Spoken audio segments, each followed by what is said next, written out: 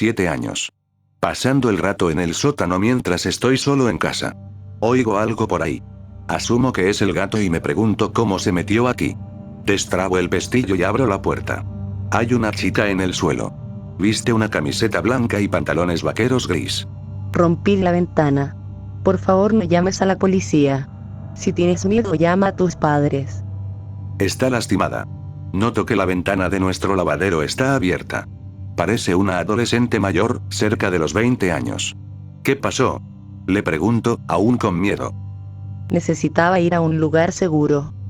No me hablaba como se le suele hablar a los niños, lo que me incomodó. Le digo que mis padres no están en casa, no sé por qué. No te preocupes. Parece que está por llorar. La abrazo.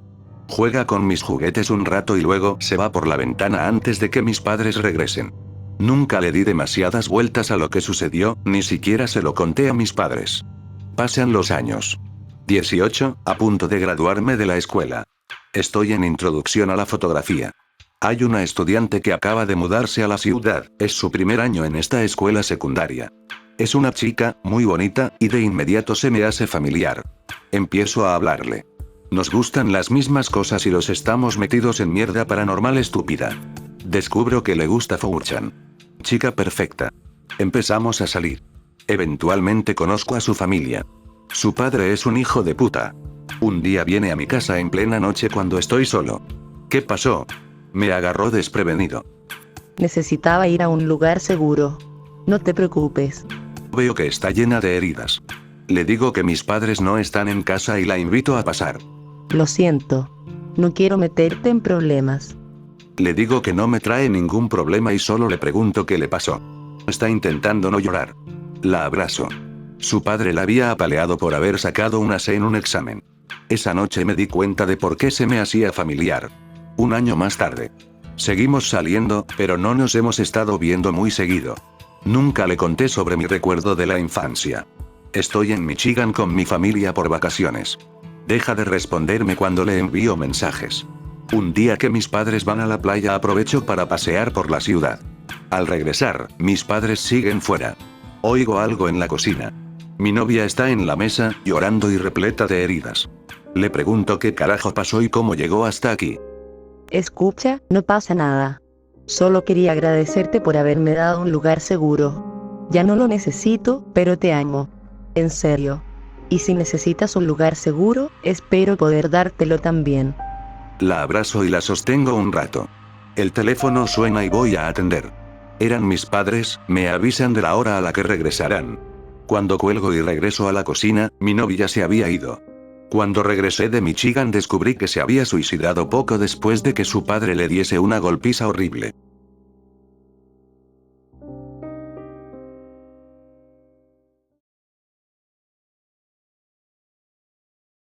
Esta es la historia de cómo oí por primera vez acerca del reino del terror de los Osage. También es la historia de un hombre llamado Darrell, cuyo hijo Frank me contó, y empieza con algo que Frank llamó una tormenta fantasma. Trabajo en Oklahoma por un mes. El jefe nos da un día libre a todos de la nada, pagado encima. Esa noche estoy en mi hotel. Sentado en el portal, en una silla plegable, mirando al campo al otro lado desde mi cuarto. Es tarde. Todos están dormidos.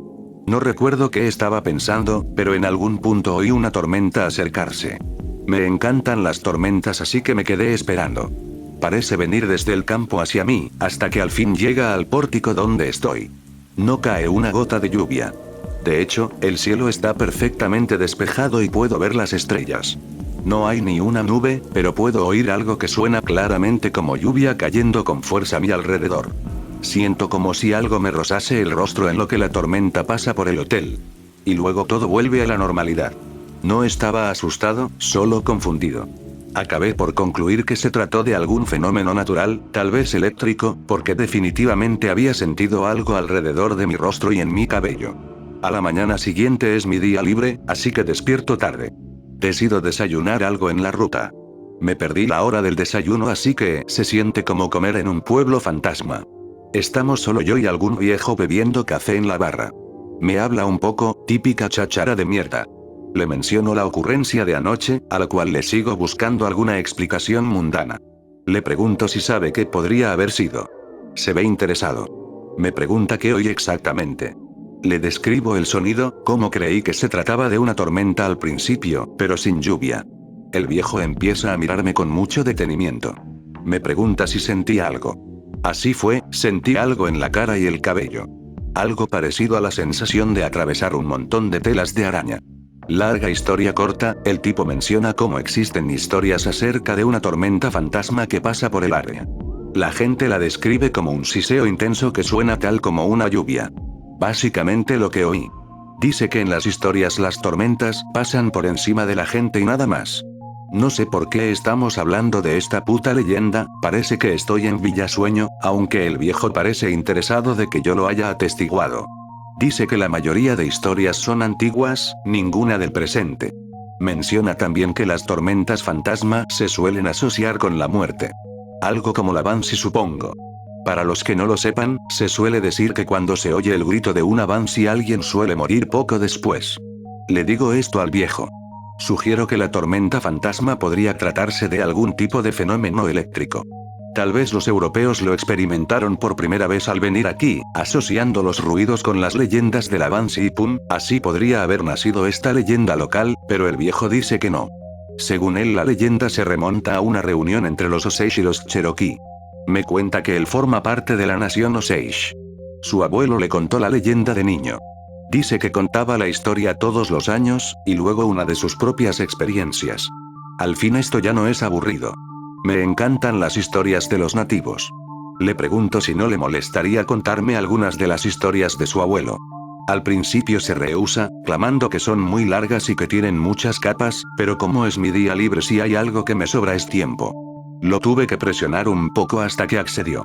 Finalmente nos sentamos en un reservado y se introduce como Frank, sentándose enfrente mío. Y así empieza a contarme una historia rara de huevos. Mucha historia, un poco de folclore, y un poco de misterio criminal. Más o menos iba así.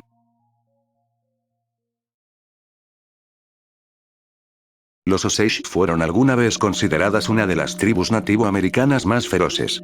Midiendo en promedio el 1,82 m, la mayoría eran más altos que los europeos, y amaban los saqueos. Bien temprano en la historia americana, los comerciantes de pieles que se acercaban a los territorios de los Osage eran con frecuencia atacados y asesinados.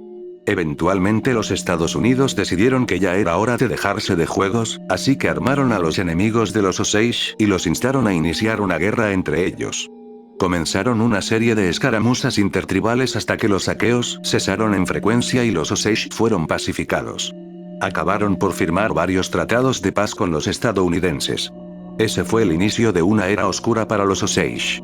Poco después de firmar el legado de sus tierras tradicionales, la viruela se extendió por la tribu.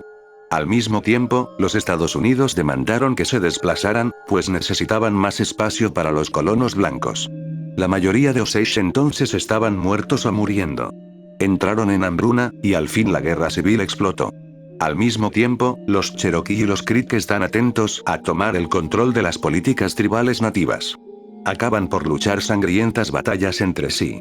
En medio de esto se encuentran los Osage, rodeados por guerra, enfermedad y hambrunas. Para añadir ofensiva al insulto, los Estados Unidos nunca les pagaron lo que se les había prometido por sus tierras tradicionales. Esta tribu de alguna vez orgullosos guerreros ya ni siquiera tenía un lugar donde caer muertos. Cuando las guerras terminaron, los Osage envían una delegación a Washington D.C. para presentar su caso. Exigen a los Estados Unidos honrar su parte del acuerdo y pagar a los Osage lo que les debían por sus tierras ancestrales. El Congreso debate el asunto, y finalmente deciden que los Osage tienen un punto. Se pasa una resolución, y el gobierno paga a los Osage al completo. Solo por esto se salvó la tribu. Aunque aún necesitaban un hogar. Los Osage decidieron utilizar una porción del dinero que habían recibido para comprar la pieza de la reserva Cherokee que estaban ocupando en ese entonces, pero los Cherokees no quieren vender. Les cuenta una historia muy rara a los Osage. Las tierras que están intentando comprar son habitadas por un espíritu misterioso. Los Cherokee se lo encontraron durante el infame Sendero de Lágrimas. Lo oyeron pasar un día, como un trueno. Parecía perseguirlos. Su presencia era como el rugido de los ríos, y aterraba a la gente. El médico del pueblo les aseguraba que no era más que un viejo espíritu al que no le gustaba ser turbado. Le preguntan qué clase de espíritu era. Protege la tierra, y él mismo es la tierra. Conseguir marchando y no interponerse en su camino los dejaría solos. El médico era anciano, y poco después de esto moriría, pero los Cherokee continuaron siguiendo sus instrucciones. Se mantuvieron alejados de ese lugar donde el espíritu era oído con más frecuencia. Con el tiempo dejaron de hablar del mismo. El más anciano del pueblo rompió ese tabú únicamente para advertir a los Osage acerca de su existencia. Las tierras que intentaban adquirir eran habitadas por este espíritu. Aunque esto evidentemente aterró a los Osage, no fueron persuadidos.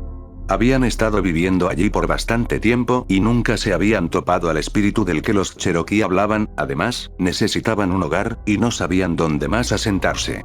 Insistieron en la compra, y eventualmente los Cherokee aceptaron la venta. Así se instauró la reserva de los Osage. Habrían vivido felices por siempre de no ser por varios detalles. Los colonizadores siguieron presionando hacia el oeste, y los Osage sintieron que esto eventualmente llevaría a ser desplazados de su hogar nuevamente, así que los ancianos se reunieron para ver qué hacer. Fue durante esta reunión, según la leyenda, que el espíritu se les apareció. Era tal y como los Cherokee lo habían descrito, su presencia era como el rugido de los ríos. El espíritu advirtió a los Osage que había días oscuros en su porvenir, que sus hogares serían ocupados por extranjeros y sus tierras destrozadas y saqueadas. Les dijo que había vigilado y resguardado aquel lugar por mucho tiempo, pero que este estaba llegando a su fin. El cuidado de la zona estaría a cargo de los ancianos, y a cambio de legar esta pesada carga, el espíritu reveló a los Osage algo que les permitiría mantener el control sobre su hogar por encima de los saqueadores. Los ancianos oyeron las explicaciones del espíritu, y al terminaron, él mismo les dijo que siempre estaría en la tierra, y que su tribu debía recordarlo siempre. Luego desapareció, y con él el rugido de los ríos. Los líderes estaban fascinados por esto.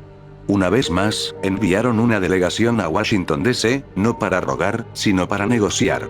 Siguiendo los consejos del espíritu, sacrificaron la tierra. La abrieron a los extranjeros bajo la condición de que los Osage mantuvieran los derechos sobre la subsuperficie de la reserva. El gobierno federal accedió y se aprobó la resolución que sellaría el trato. Los términos estipulados por los Osage implicaban que cualquier mineral descubierto en tierra, fuese oro, estaño o lo que fuese, pertenecía a los Osage, y resultó ser que la reserva estaba encima de una mina de oro. No oro literal, sino oro negro. Tenían una de las reservas de petróleo más grandes de todos los Estados Unidos. La nación Osage se volvió rica, y las riquezas fueron distribuidas equitativamente entre los miembros de la tribu. Cada hombre y mujer Osage recibió una porción respectiva del petróleo. Tras morir, los derechos sobre la porción de petróleo pasaban al siguiente heredero inmediato del fallecido. Todo había cambiado para la tribu de la noche a la mañana. Tenían coches de lujo con choferes, ropas brillantes, todo lo que pudieran desear. Aquí es donde aparece Darrell en la historia.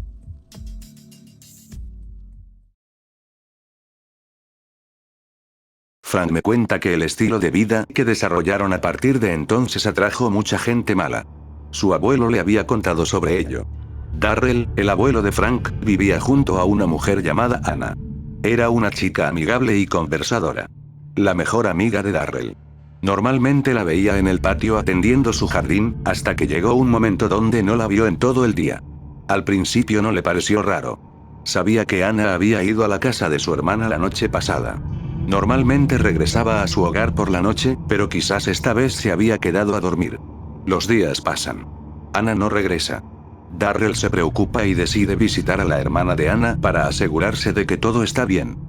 Al llegar, recibe la noticia de que Anna había regresado a su casa por la noche. No se había quedado a dormir. Ahora Darrell está realmente preocupado, sospechando lo peor. Marcha rápido a la oficina del sheriff y reporta la desaparición de su amiga. Con el pasar de los días, Anna es encontrada. Su cadáver estaba tirado en un barranco con un disparo en la nuca. Darrell acompaña a la hermana de Anna a identificar el cadáver, algo duro para ambos. Durante los siguientes días Darrell es incapaz de borrar aquel rostro mortecino de su cabeza, es todo en lo que piensa. Lucía. En paz. Piensa en los últimos momentos de Anna, imaginando lo que debió haber pasado, y llora. Las cosas acaban de empezar. Con la muerte de Anna los derechos sobre el petróleo pasan a su madre, pero 2 meses después, esta también muere. Lo más raro es que el sheriff había determinado que la muerte de Anna había sido accidental. Por supuesto, esto es pura mierda. Darrell vio el agujero de bala en la nuca, pero no podía demostrarlo. Para empezar, no se le ocurría quién podría haber querido matar a Anna y a su madre, aunque no le toma mucho imaginarse que ambas habían sido asesinadas por el petróleo. Tal vez alguien en la familia quería llevarse todo el dinero para sí, pero la teoría no encaja. Para empezar, uno de los primos de Anna muere, así que los derechos no van a parar a él. Luego, la hermana de Anna también muere. Su casa explotó en un accidente extraño matándola en el acto. Su marido sucumbe a las heridas días después, así que ellos tampoco se quedan con la porción del petróleo. Darrell descubrió más tarde que ese supuesto accidente no fue tal. Cada vez hay más evidencias a su favor, pues se encontraron rastros de un dispositivo explosivo bajo el hogar de la hermana de Anna. Esta es una serie de homicidios deliberados, lo que no puede figurarse es quién está detrás de estas muertes. Empieza a enloquecerlo. Un día decide ir a los restos derruidos de la casa, y se queda mirando a los escombros. Lo único a lo que su mente siempre regresa es el rostro exánime de Anna. Esa fue la primera vez que lo oyó. Lloraba cuando una tormenta se aproximó. Apenas notó el sonido pasar por encima suyo. Sintió la sensación de algo suave acariciándole el rostro. Mira arriba. Oye la lluvia copiosa, pero no hay lluvia. Se queda escuchando cómo la tormenta pasa hasta que todo vuelve al silencio. Lo toma como una señal. Cree que es el espíritu de Anna que no puede descansar. Lo está llamando para que haga algo para poder al fin pasar al otro lado. Darrell regresa a la oficina del sheriff y se ofrece como voluntario para ayudar en la investigación. Dice que puede ayudar realizando llamadas, revisando archivos o lo que sea que se le pida, pero el sheriff lo rechaza aduciendo a que su dolor solo se pondrá en el camino de la investigación, enviándolo a su hogar. Mira a Darrell a los ojos, y le dice: no quisiera que termines herido.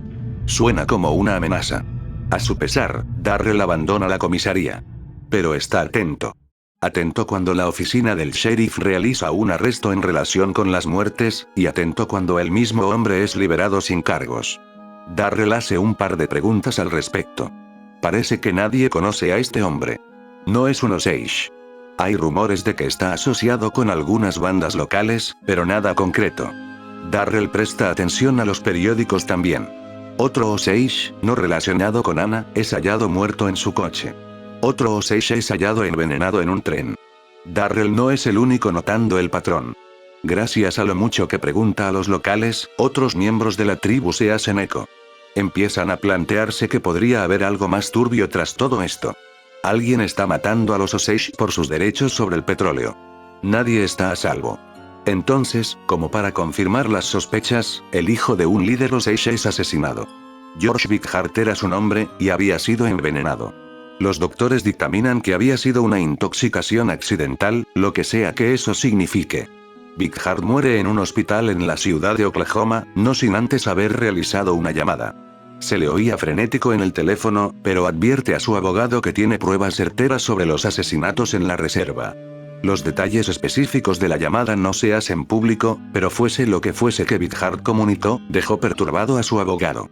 Este llamó de inmediato a la oficina del sheriff, notificando que se hallaba en posesión de ciertos documentos proveídos por Bighart, relacionados a los asesinatos. El abogado pretendía presentarlos y levantar una buena controversia. Dejó el teléfono y se subió a un tren en dirección a la reserva. Con él llevaba un maletín. Estaba camino a reunirse con el sheriff en persona, pero lamentablemente, no llegó a hacerlo. Su cuerpo había sido arrojado del tren en movimiento. Su cráneo estaba fracturado, y no se encontraron rastros del maletín que llevaba consigo. Para este punto la paciencia de Darrell se está agotando. Sabe que a menos que alguien haga algo, alguien, la misma persona que mató a Anna, seguirá matando. Y alguien hace algo.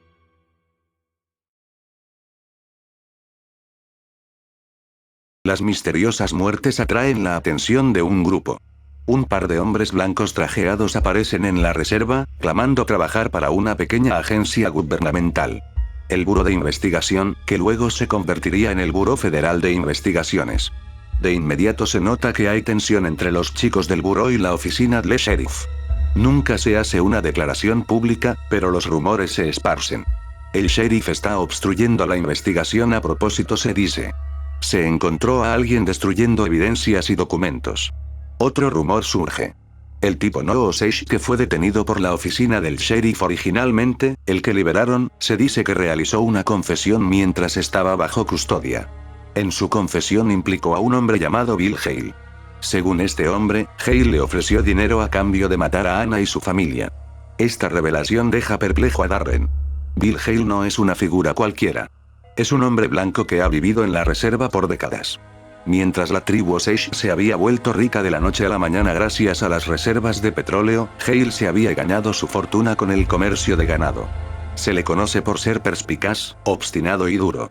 Se dice que tiene a los políticos comiendo de su mano y a las fuerzas de la ley tribales también. Se le había acusado de varios crímenes en el pasado, pero por ninguno respondió. Si Hale se encontraba tras la muerte de Anna, explicaría por qué el sheriff estaba obstruyendo al buró. Explicaría por qué George Bighart sabía lo que sabía, y por qué había sido envenenado. También explicaba la amenaza que había recibido del sheriff. No es perfecta, pero Darrell ahora tenía una teoría. Hale está intentando ampliar su fortuna apuntando a hacerse con los derechos del petróleo matando a los Osage. Está contratando gente para que actúe por él, y tal vez tiene gente dentro también, miembros de las familias dispuestos a dividir el dinero con él. La oficina del sheriff sabe algo también, pero no tiene claro si forman parte activa de la conspiración, o si simplemente tienen las manos atadas por el poder e influencia de Bill Hale. Tampoco importa, Darrell ha estado buscando una excusa para pelear, para sentir que hizo algo por traer al asesino de Anna ante la justicia. Está decidido. Bill Hale está tras los asesinatos. Las fuerzas de la ley lo están encubriendo, o temen hacerle frente. Sea como sea, Darrell no tiene más opción que tomar la justicia por mano propia. Darrell se imagina a Hale ordenando el asesinato de Anna, y piensa en la señal que recibió aquel día al visitar los restos de la casa de su hermana. Todo esto se le acumula en la mente. Es tarde mientras regresa a casa del trabajo. El sol se pone cuando ingresa a su hogar para tomar su pistola y marchar hacia el rancho de Bill Hale al amparo de la oscuridad. Está solo. En la distancia, se oye una tormenta aproximándose. Escalando una pequeña colina que eclipsa el rancho Hale, Darrell identificará a 4 hombres que parecen estar resguardando la entrada. Están armados. Pero no le importa. Ya no está pensando a estas alturas. Desde donde observa, puede ver la casa principal del rancho. Bill Hale probablemente se encuentre allí ahora mismo. Su esposa e hijos lo rodean. Todos vivos. Anna muerta. Darrell baja la colina, y como un hombre poseso, se dirige hacia su muy segura muerte. Los hombres resguardando la entrada no lo ven al principio. Logra acercarse peligrosamente antes de que lo hagan. Uno grita una advertencia, le dice a Darren que está entrando en propiedad privada, sacando su arma. Grita otro aviso. Darrell está en el portón principal, levanta el arma, y con 2 tiros consecutivos alcanza a un hombre en el pecho y a otro en el brazo. Ambos caen al suelo. Los otros 2 sacan sus armas y disparan, pero Darren logra resguardarse tras un establo. El sonido de la tormenta acercándose se ve momentáneamente ahogado por los disparos. Darrell está acorralado, lo sabe que el momento en que ponga un pie fuera del establo estos hombres vaciarán los cargadores sobre él, pero se niega a rendirse. La idea era llegar a la casa, y no se detendrá hasta llegar allí. Va a hacer pagar a Bill Hale. Se prepara para afrontar a los hombres, asumiendo su muerte, y llega a la tormenta. El rugido de los ríos asola el rancho. Es lluvia, pero no hay una gota de agua en el suelo. Aquella sensación de algo acariciando su rostro lo vuelve a envolver. Del otro lado del establo los hombres gritan. Disparan un par de veces. Pero no a Darren. El ruido de la tormenta es ensordecedor. Los gritos desgarrados de las víctimas son ahogados en la tempestad, pero ya no se oyen disparos. Darrell se asoma para observar cómo los guardias huyen hacia la casa. El aire está empapado del ruido ensordecedor de un diluvio. Los ojos de Darrell se dirigen a los hombres que ya abatió. Están tirados en el suelo. Se aproxima y agacha junto a ellos. El que alcanzó en el pecho está muerto evidentemente, pero algo pasó con el otro. Su rostro está purpúreo e hinchado como si algo lo hubiese apalizado. No respira. Los gritos de los guardias en la lejanía se han convertido en llantos y expresiones de agonía. Darrell está aterrado. No tiene ni puta idea de qué pasa. En medio de su horror, el rostro de Anna pasa por su mente. Mira a los hombres muertos, y la culpa lo embarga. Sus dedos se agarrotan y suelta su arma. No duda en huir del rancho en ese mismo instante. Mientras corre a casa, sigue oyendo el ruido de la tormenta a lo lejos, y entre la lluvia distingue aquellos gritos agónicos.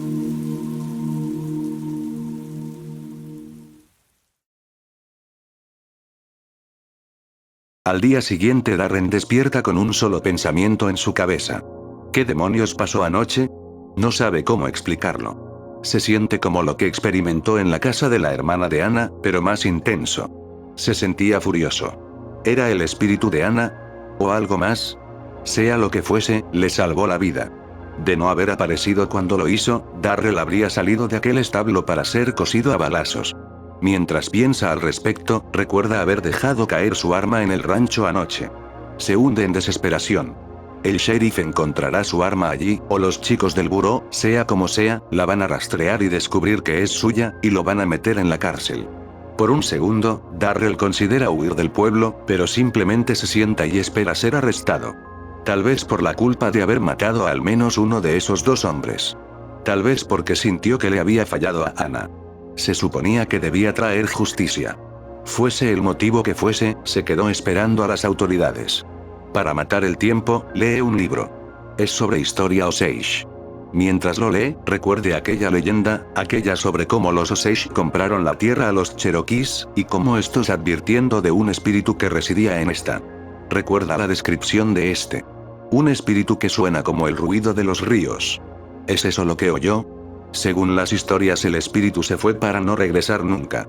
¿Había regresado la noche anterior por algún motivo? Y si era así, ¿por qué? Poco después un coche patrulla se detiene frente a la casa de Darrell. Es el sheriff. Está solo. Llama a Darrell y le informa que se oyeron disparos en la propiedad de Bill Hale la noche anterior. Darrell está en silencio. Su arma está tirada en el asiento delantero del coche patrulla. El sheriff continúa su informe. 4 muertos. Uno de ellos alcanzado por una bala en el pecho, los otros 3 apaleados. Darrell recordó al tipo con el rostro hinchado. Los otros 2 habían sido hallados así también. En total son 4 homicidios.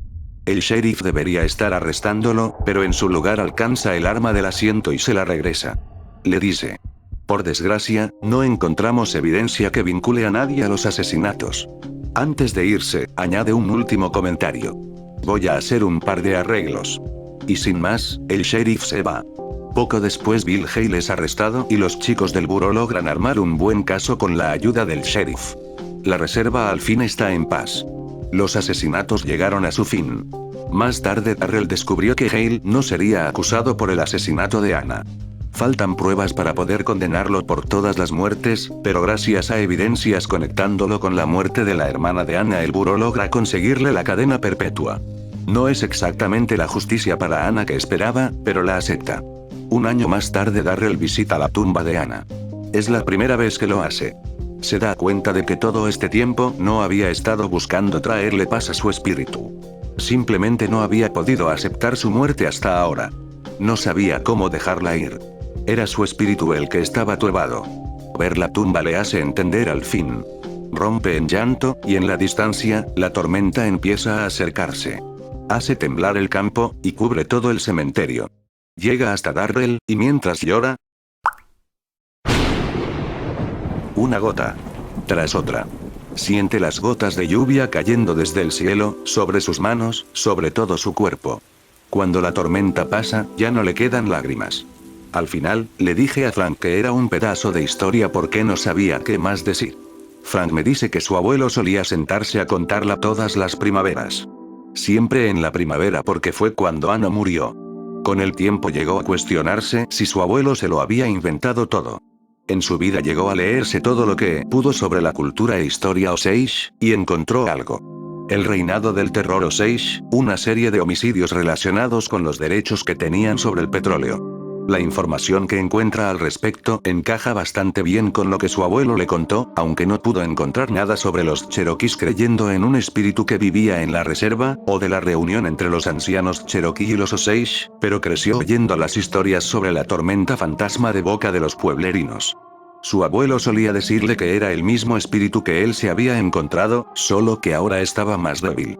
Le pregunté a Frank si creía en eso, y con un encogimiento de hombros, simplemente dijo que si yo hubiese oído a su abuelo, también le creería. Cuando terminó su historia, Frank y yo partimos por nuestros propios caminos. Para ser honesto, la historia me llegó bastante profundo esa noche. Estaba parado en el portal del motel, mirando al campo más allá del aparcamiento. Tenía que irme a dormir para trabajar al día siguiente, pero terminé soñando despierto por un buen rato. Pensé en los Osage marchando por los campos, medio muertos de hambre, buscando un lugar al que llamar hogar. Pensé en el sheriff encontrando el cadáver de Anna en el barranco, en el abuelo de Frank atravesando las colinas para vengar a su amiga. Me hizo pensar. Cuando vi el campo por primera vez pensé que era viejo y muy seco. Pero algunas personas han vivido todas sus vidas en él. Murieron y mataron por él. Es curioso cómo probablemente nunca sepamos la historia completa de estos lugares.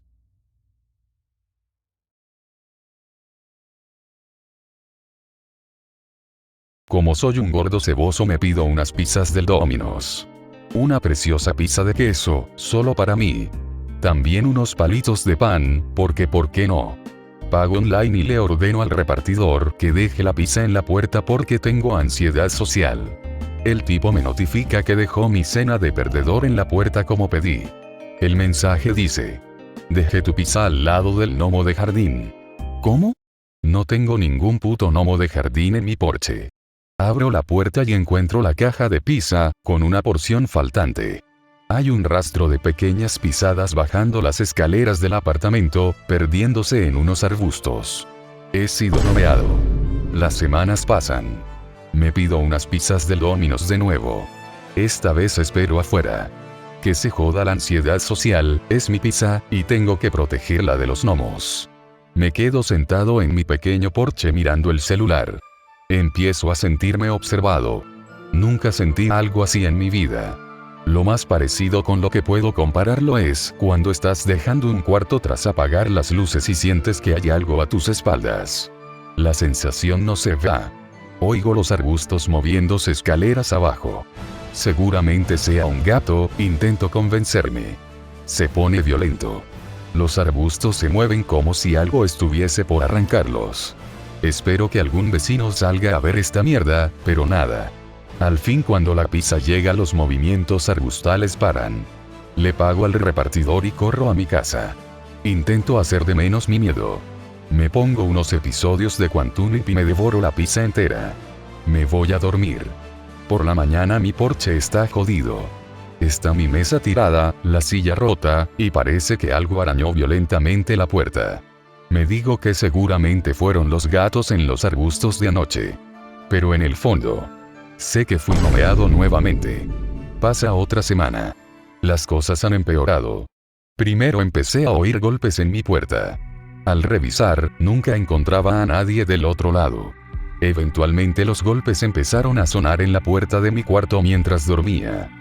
Con el pasar de las semanas, los golpes comenzaron a oírse viniendo de las paredes de cualquier habitación en la que estuviera.